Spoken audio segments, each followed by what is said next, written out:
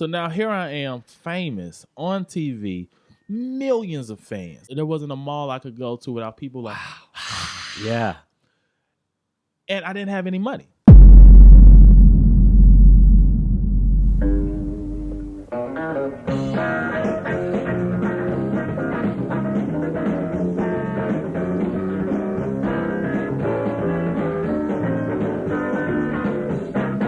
Hello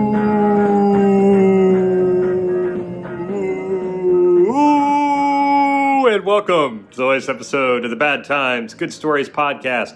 My name is Joe Flanders. This is the show where every week I talk with a different guest about an awkward, embarrassing, or straight up bad time from their life that they're able to laugh about and hopefully have overcome. That is definitely the case with today's guest, Willie Macc. He's a comedian and actor, and this is one of my favorite episodes I've ever done. I loved talking to Willie. He has an interesting perspective on things because when he was 21, he was cast on the 4th season of the super popular BET series College Hill, which was basically BET's answer to MTV's The Real World. And it was a huge hit. He was on one of the episodes of that season was the most viewed thing on BET ever. He was known all over the country, knew a lot of famous people, and was broke. He was 21, and BET didn't pay anything. And so we talk all about that and the fact that years later, he felt a little bit like a fraud because he hadn't earned all of this notoriety. He literally saw a posting on Craigslist for this show that was a massive hit, and he applied, and now he's doing stand-up, and I think he's much more prepared for the success that I have no doubt will come his way. We also talk about the fact that he lost his virginity. Willie lost his virginity to a lesbian, and the second time they had sex, she got pregnant. He didn't know she was a lesbian at the time, and I guess maybe she didn't either, but they had a kid, and it's a pretty crazy story. So we talk about that. Just a whole bunch of crazy stuff that Willie has been through, and I hope you enjoy it. It's a unique story that I've not had the pleasure of talking about with anybody on this show before. So I hope you enjoy it. If you do, please do that 5 stars on iTunes or Apple Podcasts or whatever they're calling it now. It is greatly appreciated. As always, you can email me at badtimesgoodstoriespodcast@gmail.com. Check out badtimesgoodstoriespod.com for past episodes, merch, and a link to the Patreon page. That's all I've got for now. So without further ado, here's my conversation with Willie Macc.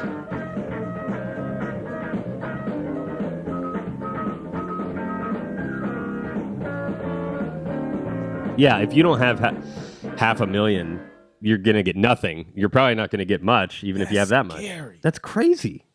Like, it's insane. Yeah, I can't even fathom that. You know, like in my imagination, I'm buying like a quaint 4-bedroom house in Columbus. Yeah. Like, that's my fantasy. LA housing I can't even fathom that as a fantasy. I'm just like, well, that'll never happen. I buy tax lien properties, me and my brother. Mm-hmm. Like, I bought a 3-bedroom, 2-bathroom, and I just paid the person's taxes off, and I own the house. $19,000 for that house. Wow. I put maybe $30,000 into it. Mm-hmm. And like, it's a legit house in like a decent neighborhood. Yeah. Where is this? This is in St. Louis. Oh, in St. Louis. Yeah. Okay. Yeah. And it's like, I don't know, man.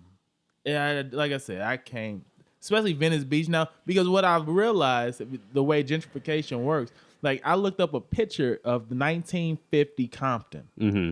And it was all white. Compton used to be all white. Like, if you look it up. That's right. Yeah. And Venice, the way it looked, that's why it's so small and like pushed together. They used to be the hood because it was swampy. They didn't clean the swamp out of Venice for a while. Oh, and, I know. As black people get money, they like, we want to move next to the white folks. Right. So everything just started to switch. Wow. And I was looking at a house in Venice, just looking, not like looking. Sure. Yeah. And it was like a 2-bedroom house, 2-bathroom for $7,900 a month. I guess the person's renting it out. And I'm thinking in my head, someone's looking at this house. It's like, perfect. Yeah, that seems reasonable. $7,900 for a 2-bedroom. Yeah. Not even on the beach. Like, it was like maybe 5 blocks from the beach. But Sure. still, it's like, You can't even say, oh, well, it's a beachfront property. No. you have nothing. Yeah. You just got the crazies. Your view is just the Venice crazies that walk around at night. It's funny.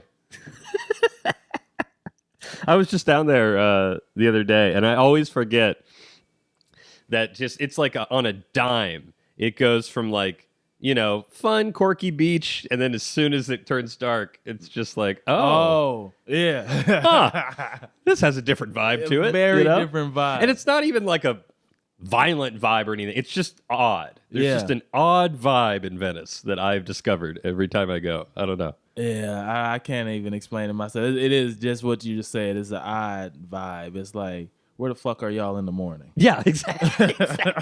Exactly. They're just hiding out in the sewers until it's dark. Well, so if you're buying houses and stuff, you must be doing okay. I'm doing better. Yeah, which is very refreshing. It's rare that I talk with anybody on the show who's doing even adequately. Yeah. So I'm doing Midwest better. I'm still not LA better. Well, no, that's a whole other. That's a whole nother better. Yeah, I like that. I like that.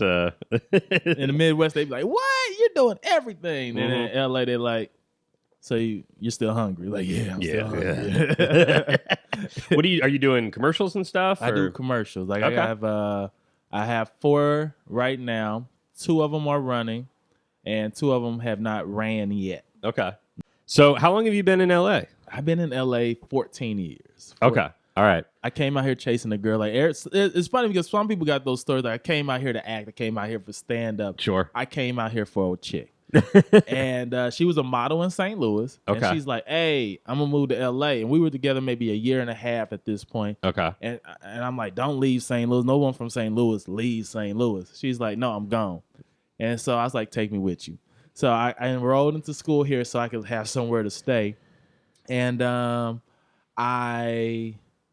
what ended up happening? And yeah, so we ended up being together only 6 months when she moved out here because she found out that St. Louis models and LA models are completely different. She was a 10 in St. Louis, but like a strong 5.5 here. Yeah, it's such a brutal realization. Ooh. Man. So did she go back? No, she's out here now. She does fashion design for models. So she's the one that dresses the models. Okay. So she's probably just fixing them up like, I hate you. I hate you, stupid. I could have walked. Yeah, that must be. On one hand, it's like, well, these are the things you tell yourself. Like, well, I'm still in the industry. I'm working in the modeling industry.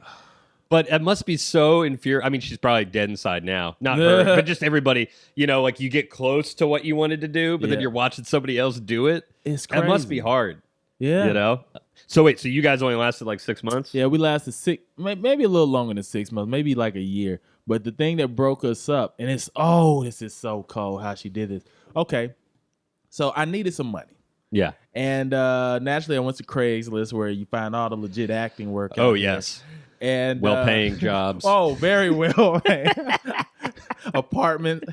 So I started doing extra work, and I signed up for extra casting. Yeah. And here's what changed my life to make me get into the entertainment industry, and even changed my name.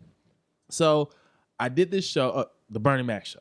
Okay. And I was only supposed to work one day. And this was as an extra? This was just as an extra. And I had this really big afro, was country looking and all this other stuff. And I ended up working like a week and a half on this show because this was when Bernie Macc was really sick. Oh, and so he had to cancel days or they had to push shoots back. Yeah. And so we were just a bunch of extras that were just sitting on set waiting for him. So Kalita Smith, who played Bernie Mac's wife on this show, comes up to me. I don't know what happened or how she decided to come up to me. She's like, I think she was making fun of me. She's like, "You a funny looking dude, like you country looking. Where you from?" I was like, "St. Louis." And she was like, "Oh, my assistant's from St. Louis." I was like, "Oh, really?" So she brings her assistant. She's like, "What school did you go to?" I was like, "Hazelwood Central." She's like, "Oh my God, I went to Hazelwood Central." She graduated maybe a few years before me. And so we became cool. And this one time Bernie Macc comes out and he's like, "Who's this melted milk belly y'all talking to?" And he was so cool. Like, he was like the most humble, just like down to earth person while he Yeah. had his show. And I remember trying to go to his fitting room because I thought this is how you networked and whatever. Sure. And because it was on a studio lot. And I was going toward his dressing room. And the door was slightly open, and you just saw him hooked up to all these machines, breathing machine. It looked like some far out space stuff, the way he was hooked up in between takes. And they hurried up, closed the door. And I did my research on Bernie Mac because my real name is William McMiller. Okay. And I was like, man, it doesn't sound cool on stage. But then I became a Bernie Mac fan and started watching all this stuff. And then I found out that Bernie Mac's real name was Bernard McCullen. Oh, And wow. he was like, that doesn't sound cool on stage. Yeah. So he changed it to Bernie Mac. Yeah. And I was like, oh, snap, I could do that? I could change my name? So I started calling myself Willie Macc. And then I added a second C on there because, I don't know, because I was trying to be special and stuff. So I did that. So now I made that little money. And I was on Craigslist. And I saw this reality show that needed an actor. Yeah. Ended up being on it called College Hill. It was the BT version of The Real World. We were the first black reality show. That's right. When would this have been? I remember this. 2007, 2008. Okay. Yeah. Yeah. And it was on Craigslist? Yeah, it was on Craigslist. It's so funny. Like, that's why people keep going back, because one out of every fucking million is something like that that's actually legitimate. Wow, that's crazy. Okay, and so you applied? I applied, and this is maybe season 4, and I found out that it was shooting in the Virgin Islands, and my girl that I was dating at the time that I moved out here with, she found out about it. She's like, I don't want you doing the show. I was like, why not? She's like, because what if you become famous and you have all these groupies, and I'm not gonna be able to handle that. She's like, I know what this show will do to you. And I was like, yeah, right. And so I get an email, maybe I was supposed to leave in September. I get an email end of October from one of the producers because I already agreed to do the show in August or something. And the email said, Willie, why are you canceling this show? This is so messed up. We already bought the tickets and all this other stuff. I was like, what? I'm going to try to look this up as I tell the story. And I was like, what are you all talking about? Because I was getting all these angry text messages from the producers and the network. I'm like, I have no idea what y'all are talking about. Send me this email. So they sent me the email. My ex went into my account.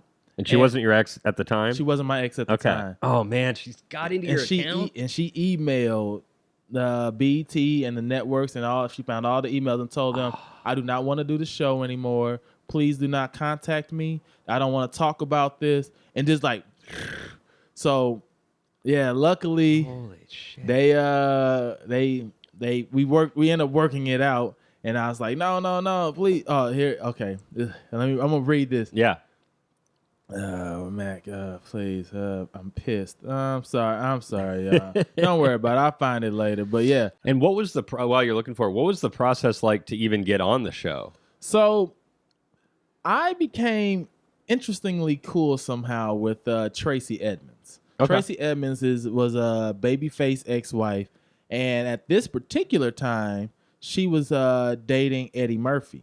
Oh, okay. And so I knew her brother, and her brother was like, "Hey, if you can make my sister laugh, you'll pretty much be good to be on this show." I was like, "All right." So I said some little stupid jokes to her or whatever it was, and this is not working. All right, fine, whatever. So yeah, so I became cool with her, and we had the audition process. You go in there, I made her laugh, and then you had to take these psych exams. You had to go see this psychiatrist. They wanted to make sure. At first, now looking back though, at first I thought it was like, oh, they want to make sure no one's crazy, right? But I'm like, maybe they want to make sure we were crazy. Yep. That's what I was going to say. That's what I was thinking. So after we passed or failed this psych exam, they took us to the Virgin Islands, and we each had a specific role, and you see it I remember Sean coming up to me. He was like, "Hey, Willie, this is gonna be a very drama-filled show." He's like, "We cast this perfectly like this. We need you to make sure this stuff stays light and airy. You be the comic relief." Sure, yeah. And so that's exactly what the show was. We became a hit, man. We were the only season to play on VH1 and MTV. And we had the DVD. Like, people loved us. And we were famous out this mind. So the groupie stuff was real. I messed with a lot of chicks. I didn't even know what their name. It was just like, oh my goodness, Willie? Yes. Here. It was like, oh God. All right. Yeah, all right. So while I'm famous though, BET didn't pay us a penny. We didn't have any Nothing? money. Not a penny. We got a per diem while we were on the island of $150 a week. A week? A week. And that was enough because they provided the alcohol, the food, and the Sure. housing. So But the $150 was just like we took a trip to Miami and it was like, hey, here's $150 for spending money or whatever. But yeah, What do you do with 150? so over the whole season, we probably made $1,100. So now here I am, famous on TV, millions of fans. Like, there was times, like, I remember being in Atlanta where people are stopping me. Like, I was signing autographs, talking to kids or parents and stuff or whatever on the phone for 3 hours. Like, there wasn't a mall I could go to without people like, Yeah. and I didn't have any money. And I'm trying to live a lifestyle that I can't afford. Right, because I mean, I'm sure you get roped into the perception of things, and you gotta. If people know me, I need to look the part. Yes. But you don't have any money for the part. I'm only 21. Holy shit! So you're doing all this at 21. I'm doing So all are you doing all these like publicity tour? Like, are they we flying had- you all over the place? Yeah, that's what these were. But Like, you got nothing in your bank account. not a penny in our bank account. A couple of castmates since they're from LA, they were still living with their parents. And I was telemarketing, selling vitamins, supplements. And I ended up losing that job. Then I worked at Abercrombie and Fitch at night folding clothes. Ugh. And there were nights where like if you go on my Instagram, you could like go down further. Like, I have pictures with like Nelly and Janet Jackson. I was cool with Jermaine Dupri. Like, I knew these folks. It wasn't Yeah. like hey, can I take a picture with you? It was like, hey, Willie, come over here and get in this picture. Yeah.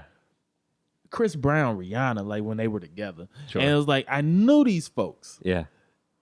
And I had no money. Like, here's a perfect example. So they did the BET Awards at the Shrine Auditorium on USC. Yeah. And afterwards, Nelly was like, hey, me and Ashanti are going up to the Hollywood Hills. Come through. I'm like, all right, give me the address. Put it in my sidekick. And, and I had to take the red line or the bus to the red line to another bus, walk up the Hollywood. I walked up the Hollywood Hills. And by the time I get there, Nelly and all the folks that was there was like, all right, cool. Well, we're about to go to Marina Del Rey. You down? And I'm like, can I ride with y'all? Like, they didn't, but they let me. But it was like, I was trying to live this false sense of lifestyle. And I ended up starting to sell drugs for Suge Knight's people. Yeah. And because at this point, I had no money. I had nowhere to really stay. I was calling people, hey, can I stay on your couch? Is it cool if calling my parents? Hey, man, I know. Trust me, this is the last time I asked y'all for some money.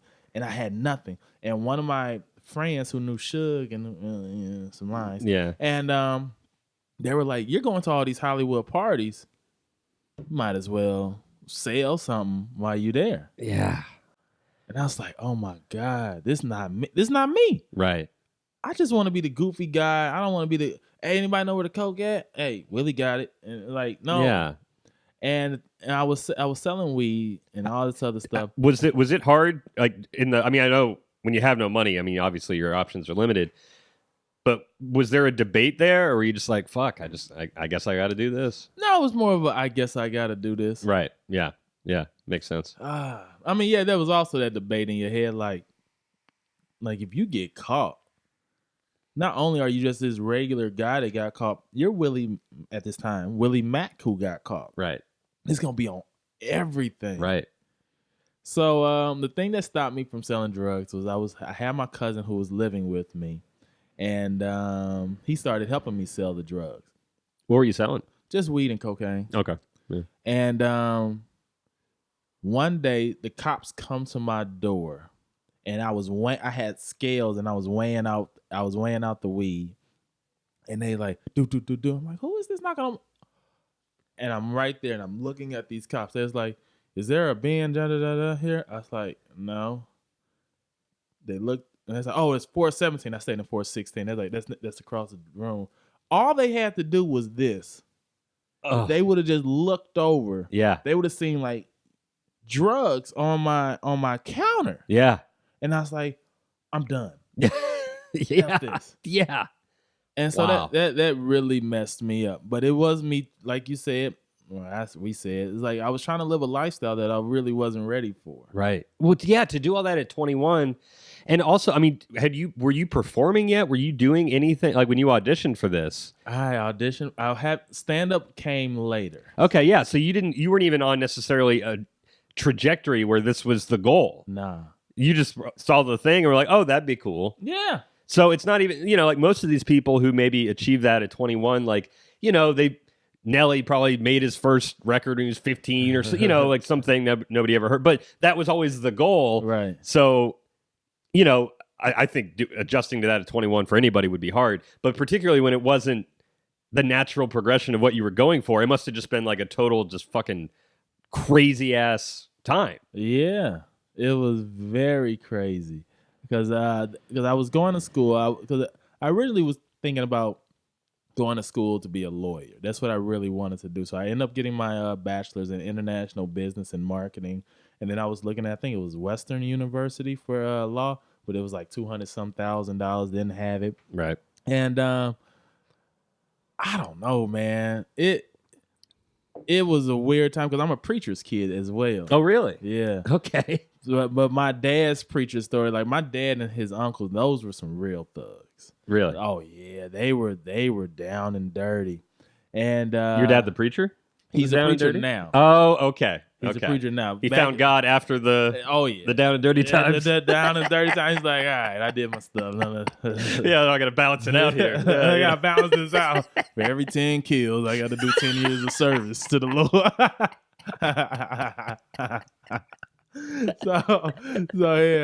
So I don't know, man. So I was like, I could be like my dad, and then like I'm not him. I grew up way too sheltered to be that guy. Sure. Yeah. So was it hard to get out of the selling the drugs and everything? It was just like because Okay. I was never that high on the totem pole. Yeah. It was like the only way out is through a bullet. Right. Yeah. It's more like, so we're not gonna make the couple $100 Willie made. Like, all right, sure, but whatever. Yeah, whatever. So, how quickly did this lifestyle just kind of deteriorate? The college hill and all this. Yeah. So what ended up happening? I got my head souped up a lot by BET because they were like, Willie, you're hilarious. We're gonna do this other show called Return of the Mac because you're the most lively person. And the way that I even got into stand up was because of this college hill because they were like, you're the funny one. You're more light and airy. Do all the radio interviews. So I was the one. Hey, what's up, y'all? This is WBX Tennessee. What's up, Tennessee? This your boy Willie Macc. Make sure y'all tune in to BET. Yeah. Right. And so they was like, hey, you're funny on the show. We got the promos. Tell us a joke. Oh, man, I don't have jokes. I just talk funny and, whatever. Right. Yeah. And I was like, I got to write a joke. Mm-hmm. So I wrote my first joke. It was just super cheesy. Yeah. It was, so I'm new to LA. And since I've been out here, I've been shot at 4 times. My place was broken into and my car got robbed. So I got that taken care of and I broke up with that girl. And that was like my first stupid joke. Sure. Then after they heard that one, they was like, all right, tell us another one. I was like, all right, I got to go back to the lab. So I had like 2 jokes that I was running around with. Yeah. And I had fun doing stand-up. Yeah. I wasn't funny. Sure. Like I quit for like 3 years. So I was like, this sucks. Yeah. But at this time, I became cool with my stand-up story is weird because I'm really good at basketball. Okay. So when I started, this is when the Brent Moore and the Andrew Santinos and Gerard Carmichaels was starting. We was all like the open mic, whatever. Yeah. And then they found out that the Comedy Store has a basketball league. Oh. And let me show you like this is who we used to play with. I know I have this photo that I could pull up much quicker. So brightness up. I guess I could just zoom in. Yeah. like Adam Devine, garbage by the way. Brent Moore, Rick Glassman, and he's not in this photo, but like Lamorne Morris from New Girl. Yeah. Like I had like a there. Oh, like here's one of the things I was telling you about. Like this is me and Janet Jackson. Like even that was a crazy story because I went to go take a picture with Janet, and she had like these 5 handlers come out the blue. Like she's not taking. Janet was like, "No, that's Willie Macc. I'll take a picture with him." I was like, "Oh snap!" And because she don't take pictures with like a lot of folks. So Yeah.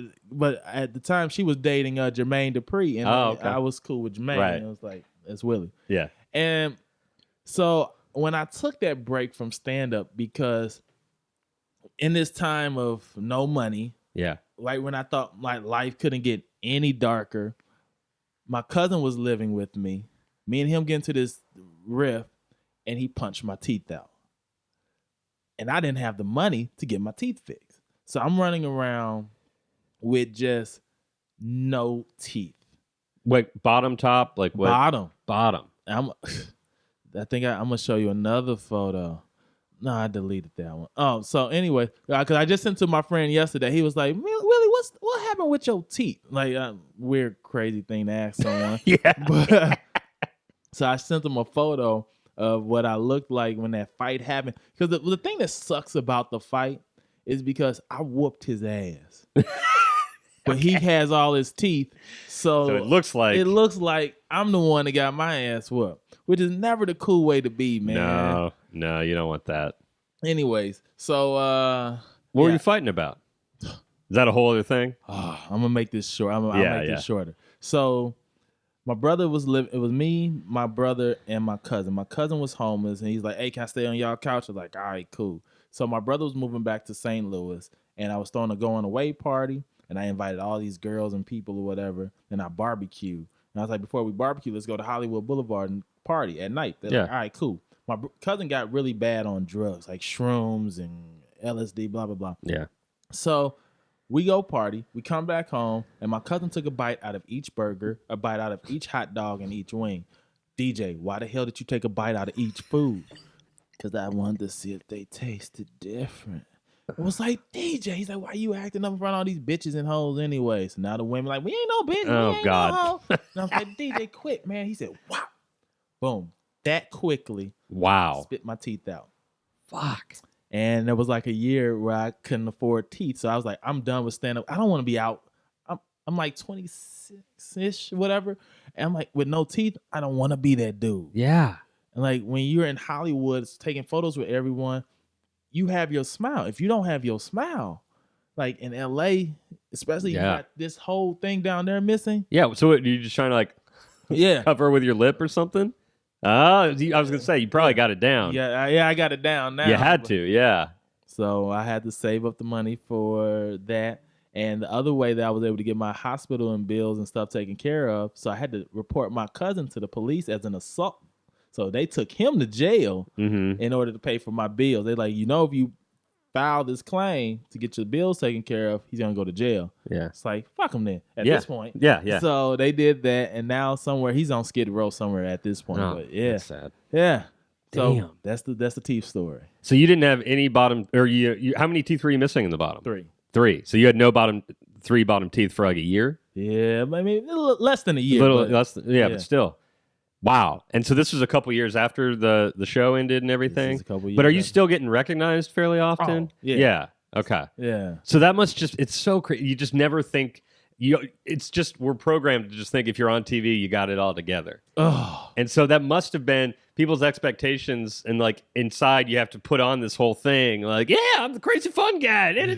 Meanwhile, you're probably just like lacking so much self-confidence because you're missing your fucking teeth. So much. I mean, oh my God, that's just, because even if you didn't have any notoriety, it'd still be fucking hard walking around without any teeth. Yeah. But being recognized and then having to turn that off, man, that's a lot. Yeah. That's a lot. So, I built my confidence back up after I got the teeth. Sure. Yeah. But then I started to make jokes about it. Yeah. I never really put them out there because, I do now. Like, I'll take my teeth out on stage and people will look at you like you just pulled your head off and put your dick in it and stuff, they'd be like, what? Right. Like, people's reactions are so crazy. Yeah. But I finally found a way to kind of make light of the situation. Sure. I'm like, can we just all get comfortable or whatever? Yeah. Like, and I put my cup down. I throw a denture cleaner in. I put my teeth down into the denture. People are like, what the hell is happening? And I'll get on the microphone and be like, oh, that was close. Never mind. I'll do something stupid like that. Like, I'm comfortable enough to now be able to do that. Yeah. Yeah. So, yeah. So once you got the teeth, is that when you kind of got back into stand-up and everything? No, it still took a Still while took a while? because I was like, now that I got the teeth, I want to, I started getting good at editing. Okay. So I was like, I need money. Yeah. Because I'm at this point in my life, I'm calling folks. I'm sleeping on folks' couches. I'm sleeping in my car. And I was sleeping on a friend's place in Bellflower. Now, Bellflower is, with no traffic, is like an hour away. Yeah. And my friend was like, finally, this was maybe for about a year. Yeah. And my friend was like, hey, Willie, I got a job for you in Burbank editing videos. And I was like, all right. So to get there, I had to ride my bike because I didn't have a car or anything. I had to ride my bike 1.5 miles to the train station, take the green line to the blue line to the red line, to take the 750 to Burbank and ride my bike another 1.5 miles. Like, it was a 4-hour trip each time, each way. And the last bus leaving work was at 7:00. And I got off at 7:00. So I would try to sneak off 5 minutes early. Yeah. Ride my bike, and a couple times I missed the bus, and you gotta just sleep. I learned to pack with an extra shirt because I didn't know if I was gonna catch this bus or not. Yeah. So where would you go if you missed the bus? I just sleep on the bus stop. Yeah. Or attempt to sleep. You Right, know, it's yeah. just- yeah. Wow. So how long did you do that? That was I did that for almost a year. Okay. I did that for almost a year. Then my friend was like, where the hell do you stay? And I told him my whole situation. He's like, me and my wife have an extra room. You can stay in there. So I stayed there for a while. And it's like, I paid rent. And me and him, we fell out over this. So I had a girl, and she was cool, great girl. They had a little kid, and the little kid loved her. And the wife couldn't cook, like, worth shit. Okay. My girl was flawless in the kitchen. So she would make dinner for everyone and all this other stuff. And the little kid would come to my room and like hang with us. And there was a little jealousy there. So she tells her, your girl's over here too much. She can't come over no more. And he's like, Max, she can't come over anymore. I was like, all right, cool. So November, he's from UK. And so he's like, hey, we're going to go back home for a month from November to December. Mm-hmm. And, whatever. Yeah. Now, naturally, hey, babe, we got the place to ourselves. Yes, definitely. So I went to work one day, and my friend calls me. He's like, maybe like 3 weeks in. Yeah. Mac, Nye's over there? I was like, how'd you know that? Yeah. Well, we're looking through the baby cams. I said, what? They kept the cameras on? They kept the cameras on and saw that she was there. And I was like, baby, you got to leave now. He's like, my wife is flipping. You're going to have to leave. She wants to cancel the trip early. I'm like, so did she tell you that I was walking around the house naked and all this other stuff? Or she just tripping off the girl? And she was tripping about the girl only because she was a better cook? She was a better Is that really she what this was all about? No, this was all it was about. And she got jealous of how her daughters started spending time and stuff like that. But it was like, that's insane though, because nobody else was there. Who cares? Who cared? But like I said, I'm walking around naked all the time.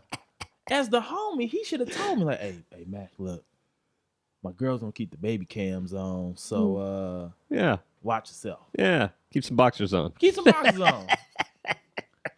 But whatever. So that was that situation. And okay, so all of this crazy shit that we've talked about so far is going on. Meanwhile, from what I understand, you also have a kid. I also have a kid. So let's rewind a little bit and explain. Yeah, we'll go memento here and explain how the hell that happened.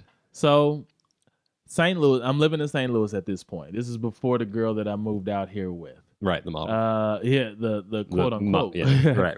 And I'm working at Burger King, How old are you? I'm 16. 15 and a half, 16. Okay, so this is high school? Yeah, high school. Freshman year. And she ended up working there at Burger King. And at this point, I've never jacked off. I've never had sex, any of this stuff. So me and her became cool. She was tomboyish at this point. She wasn't butch just yet. Okay. So she was tomboyish, and every once in a while, tomboy is cool. It felt like the homie, but it's a woman. Exactly. Yeah. And so one day she's like, "You kind of cool. I fucks with you." I was like, I felt like the feminine one. Like, she hollered at me. Right. Yeah. And so she's like, "Hey, I want to rub on your dick." I was like, "What?" Right, because you hadn't done that to yourself yet, right? Done this shit to myself. So she jacks me off. Maybe like 2 months into this whole Burger King relationship, and I was like, "She's the one." I'm like, this is love. Like, yes. You can't tell me nothing about her. I would have took a bullet just for a hand job. Yeah. So one day she's like, "Hey, I'm not really." I end up finding out she's not really into men. Mm-hmm. She's like, "I'm bi." That's what she tells me. Like, "I'm bi." Sure. I was like, "All right, cool," because this is St. Louis and this is like 2002. Yeah. And she's like, you can't really be gay then. No. It's like, what? It's a deep red state. And so we end up having sex. And the second time I ever had sex with her, I knocked her up. Oh. Yeah. Okay. All right. And so you're like 16? 16, like I was 16 and a half. Like, yeah, after months of the hand job stuff.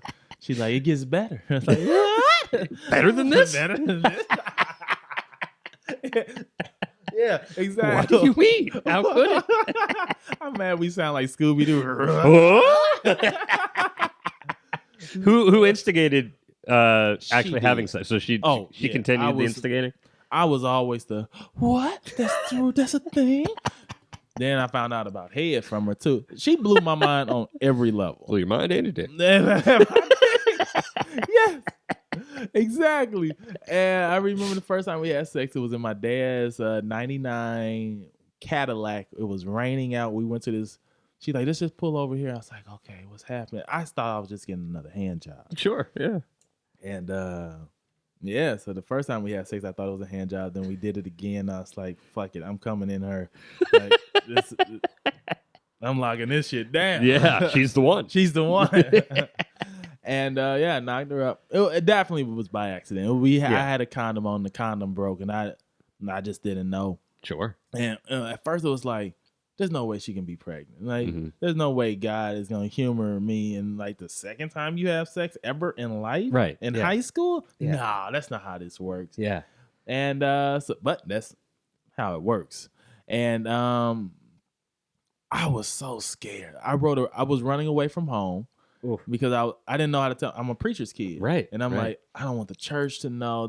Everybody's gonna talk about me. I'm going to hell. So I wrote my mom a letter. I was like, "Mom, Dad, I'm out of here," and I stuck it under the door. And I was running away, and they stopped me. They was like, "No, we'll deal with this." And I was like, "Okay." But prior to that, we went to the abortion clinic because she was already heavier set, and she was heavier set. I'm about to show you a picture of her. She was heavier set, and she was also still having her period. I didn't know some women still have their period. Really? Yeah, some women still have their period while they're pregnant. So hold on, that's the fam. Oh, okay. So abortion clinic, we went there and we didn't have enough money for the abortion. And so I saved up the rest of the money and I gave it to her thinking that she would go by herself and she's going to do it. So my son was born in February.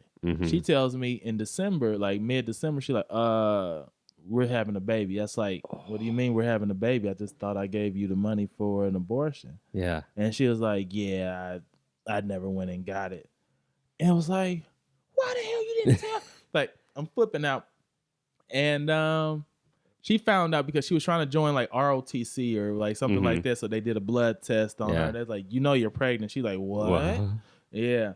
And because she wasn't really shown, like I said, she was heavier set. She thought we blamed it on Burger King. Like, 'cause I'm like, you've been eating a lot of Burger King. You need to calm this shit down. And nope. Okay, so how did she tell you that the first that she was pregnant? How did that conversation go? The way that I remember it, because it was so Sure, long ago. yeah. But it was she called me. It was after school, and she was like, "Hey, I went to the doctors to get my blood test done, and I found out that I'm pregnant." What was your reaction? I thought she was lying. Yeah, Like, there's no way. Yeah. You're not pregnant. like she was fucking with you or something. Yeah. Yeah. Like, yeah, you're the one who wanted to have sex, and now you're like, this is all a joke. And then when we went to the doctor and she proved to me that she was pregnant, then I started doing that whole, maybe it's not mine. It's not mine. Right. And I ended up having to tell my parents. And that's when I wrote the letter, and they were like, no, we're going to figure it out. I ended up getting the blood test done because my parents told me to. And the kid was mine. Sure. After he was born or whatever. Did you tell your parents in the letter That that she was pregnant? Or Oh, did yeah. you do it? Okay, in the That's letter. what I was telling her. I Right. was like, Yeah, yeah, Erica's pregnant. I'm sorry. I'll take care of this. Yeah. I'm going to be a man now. Sure. And I'm going to run away from home. I'm going to leave school and all this other stuff. Yeah. But my mom woke up. Like, my mom sleeps through everything, tornadoes and lightning.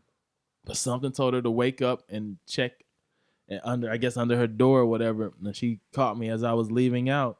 She's like, where you going? That's when I end up having this whole discussion. And Yeah. she's like, no, stay here. We'll figure it out. If Yeah. anybody at the church has anything to say, they can run that by me. Sure. And it's like, all right. And we had this whole breakdown, crying moment and Yeah. all this other stuff. Then the reason me and her broke up because she cheated on me with a chick. Well, was she still pregnant? Or No, she had the kid? This is after the kid. Okay. So because the way that me and her broke up, I found out that she was now I found out that she's like never really liked men like that.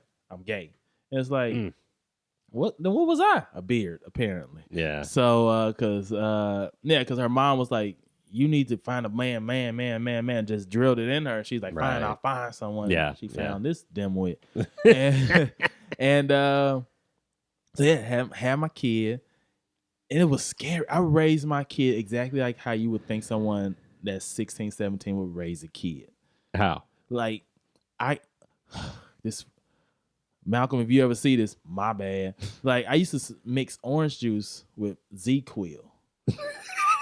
Okay. My son don't like orange juice to this day because he thinks it makes him sleepy. Yeah. Because he's, at this point, let's say he was like 2 or 3, and he's like running around, dad. And you're like, Malcolm, just chill out. I got homework to do. Like, I got to go to school. Yeah. Dad. I'm paying for daycare and all this other. Dad. And I was like, I used to do that. And you see this life just leave a kid because you're not really supposed to give a kid Z-Quil. No. So it's like, Dad.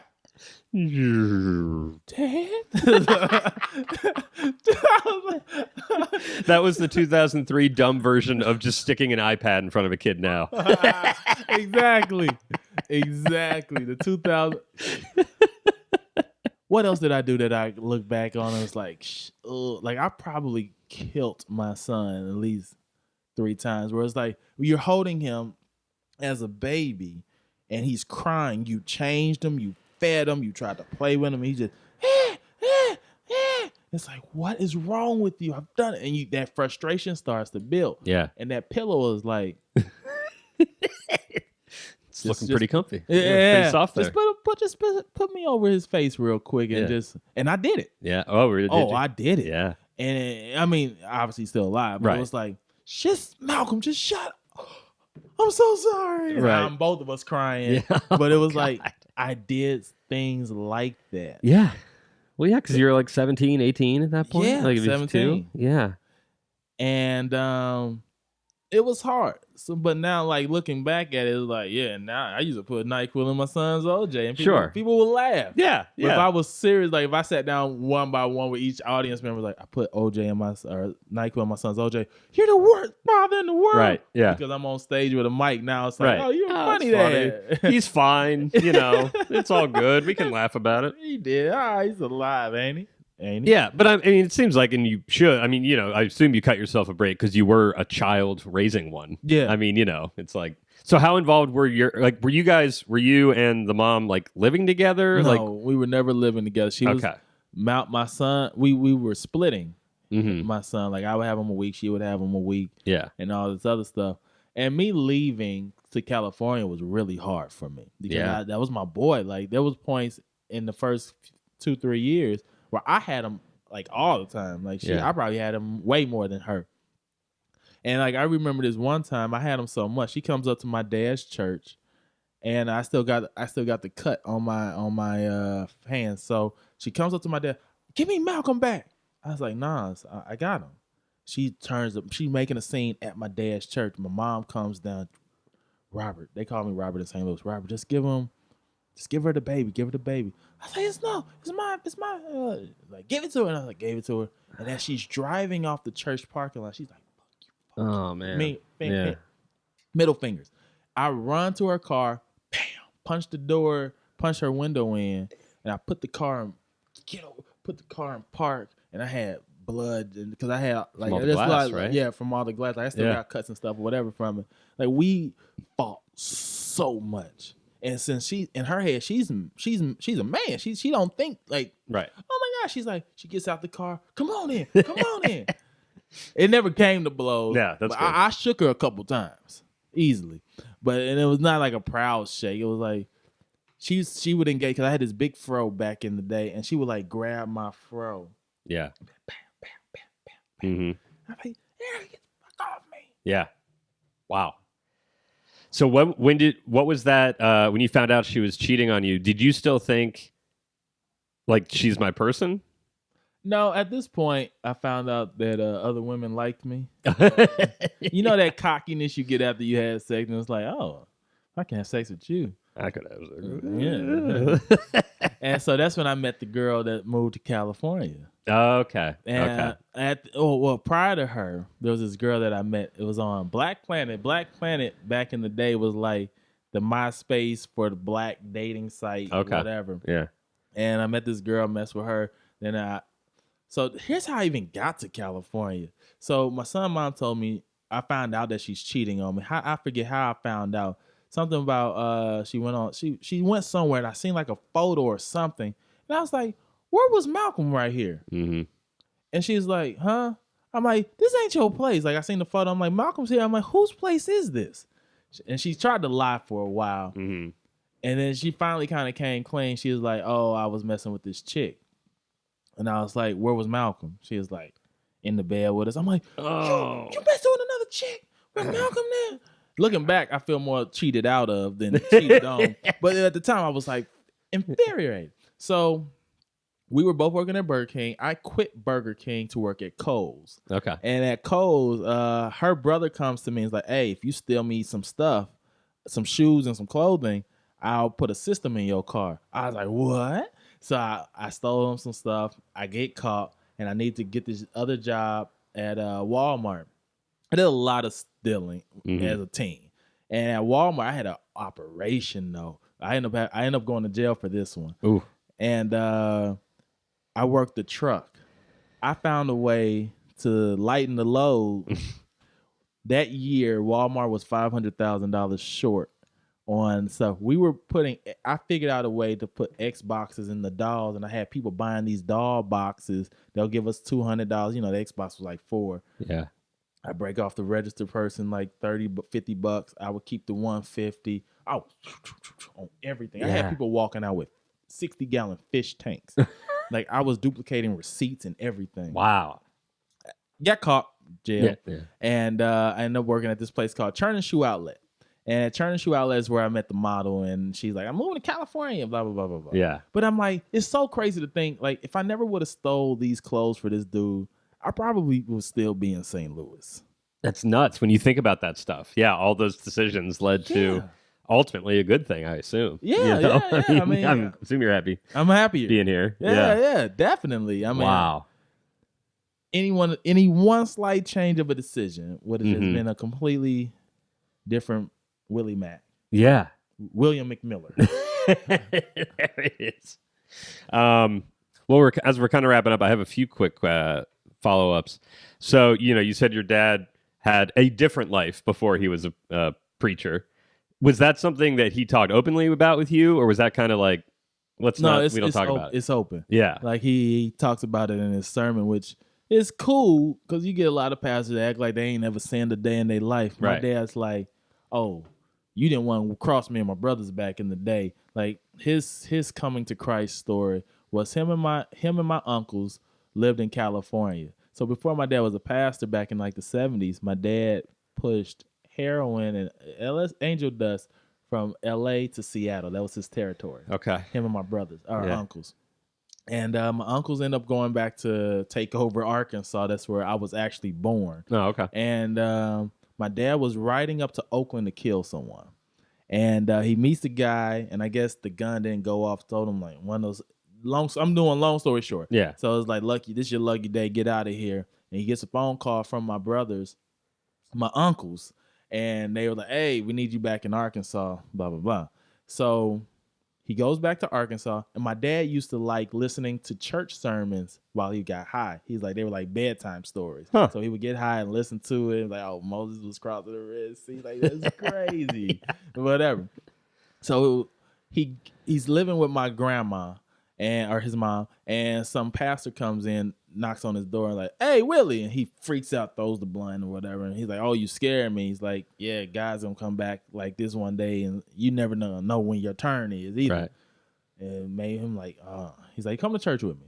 Dude, my dad went to church with him, met my mom, who was a choir singer, and they ended up getting together, and he stayed in the church, became a pastor. I was born. We moved up to St. Louis. How does one become a pastor? Do you just say, like, is there classes he had to take, or is he just like, I'm a pastor now? No. You know what I want to do today? Preach. No. My dad always, even in his 70s heyday, Yeah. like, he always had a generosity about himself. Yeah. So when he was at church, he was always, I guess, helping the old ladies and driving them to church, and then he's witnessing the folks, and someone's like, hey, you're pretty good at this. You want to preach a sermon? Yeah, all right, cool. Like my dad wasn't a great pastor at first. It's kind of like stand-up comedy. Yeah. Oh, yeah, exactly. Yeah. So like I remember like there was sermons where my dad would pray for someone, but it was still like a very gangster prayer. Yeah. It was like, oh, the devil stole my joy. And then and my dad would be like, he stole your joy. Well, we gonna run up in the devil's house and steal his joy, steal the joy back, whether it's through a Bible or a 357. It's like, It was are like, you talking ooh. about shooting the devil, man? I don't know the devil well, but Yeah. I'm sure he's bulletproof. But it was like those type of things that he would do. It was like or he'll get mad and then be like, what? And like you'll see him like, oh, Pastor McMillan. He's like, oh yeah, I am a pastor. That's right. Yeah.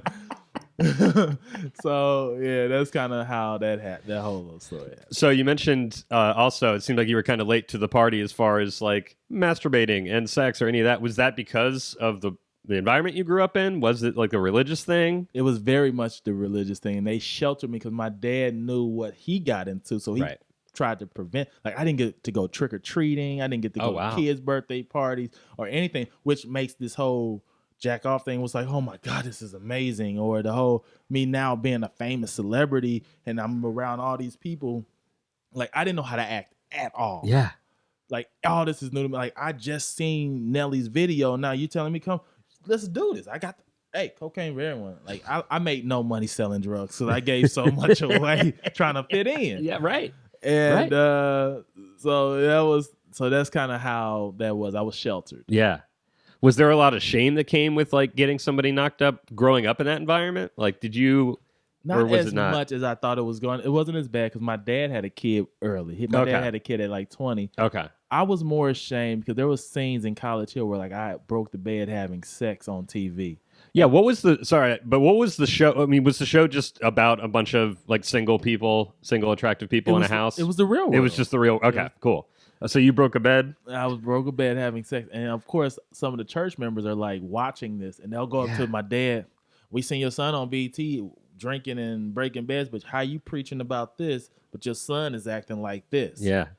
And it was a lot of that. My dad just kind of put it out there. It was like, I can give my son all the tools. If he wants to build something else, that's on him. Sure. Yeah. And so people kind of backed away or whatever because they also know he's Mr. Bible 357 guy as well. So Sure, yeah, they're not going to question it too hard. okay, you're right. yeah. All right, yeah, that's fine. You don't want to get prayed for, do you? Oh no, not the prayer. He's so stupid. So what was it like? I mean, I assume eventually, like the invites from Nelly stopped, or did they not? I mean, I assume it was like everything a stopped. big rise and then a drop big off, fall. right? A So huge what was fall. that like? I mean, what did it feel like? You just like I got thrown off the roller coaster? I became very depressed. Yeah, I would imagine. I remember hitting up BT like, hey, this is maybe like 3 years later. Yeah. I'm like, hey, can I get some BT award show tickets? There's like, no. I was like, I don't even mind taking a seat filler ticket. Like, just let me get to go. I'm Willie Macc. One of them, they hit me back and said, Willie, you're not relevant anymore. And that hurt. Yeah. Cause I'm like, I did all your promos. Y'all told me y'all was gonna give me a TV show. Right. Cause they end up changing management and all the Right. development people are different. Like no one gave any damn about me. Yeah. So at that point, I lost out of sight, out of mind. Like that was the time I went up to Chris Brown maybe like not a few years ago, maybe like 5-6 years ago. Like Chris, and he's like it was that thing like I know you from somewhere, and I was Right. like, oh, this sucks. Yeah. And no, you're not booking any work. You lose your teeth. You're homeless, and I'm like, I'm at this point right now. Like I don't even want to be here. Like it's so much easier just for the silence because you don't think of it as killing yourself. You're thinking of it as just like I just want the voices to stop. I just Right. wanted to be quiet. But then it was one of those things where you start to realize like I have a son.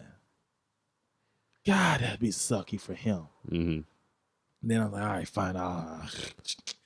I'll put this away for now. And then it's like, all right, I'm just going to fall in love with stand-up. Yeah. And that's what it was. Like, after that dark period, I was like, I'm going to talk about my life. I'm going to talk about having a butch baby mom. I'm going to talk about having a 17-year-old son. My son's now out of high school. And it's like, I'm going to talk about these type of things. And this is going to be my new release. Yeah. And that's how I met everyone. And I'm here. Yeah. Wow. And so now you're full on stand up, right? Full on stand up. Yeah, and doing commercials and stuff. Yeah. And Flipping home. you really kind of overcame all that stuff. Yeah. When you say overcame, like there's still a struggle. No, I don't mean everything's I know just, you might know, but I'm on everybody like Sure. there's still struggle. There's still those days where you be like, why am I doing stand up? There's no money in this. Yeah. But then you realize that it's just the passion and the love of just being up there making people laugh. Yeah. Yeah, that goes a long way. Yeah. You know?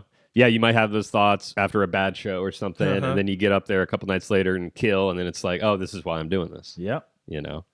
Wow. Well, that's you've been through some shit. I've been through some shit. Was there ever a realization, and maybe this is just the way that I view these shows, but now that you've kind of, you found your purpose and you're doing all this, did it ever feel like the first time around that fame wasn't really earned or anything? It was just like, oh, okay, like now if I get it again, I will have earned Oh this. my goodness, yes. Yeah.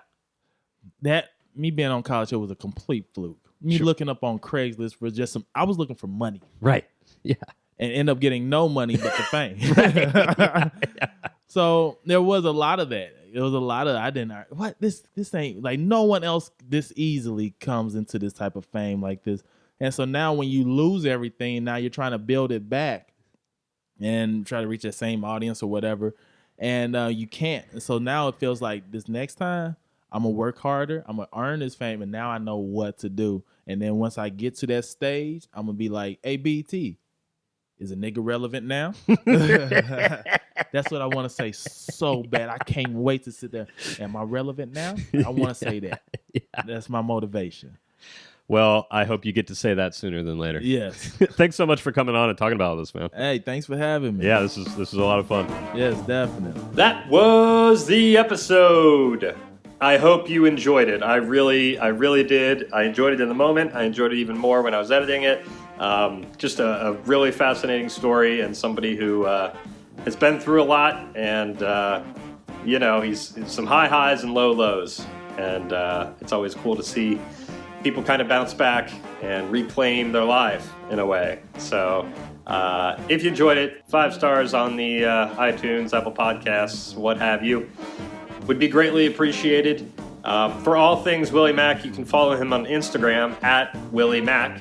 That's WILLIEMACC. 2 C's there because he's just that cool. That's all I've got for now. So until next Wednesday, keep laughing.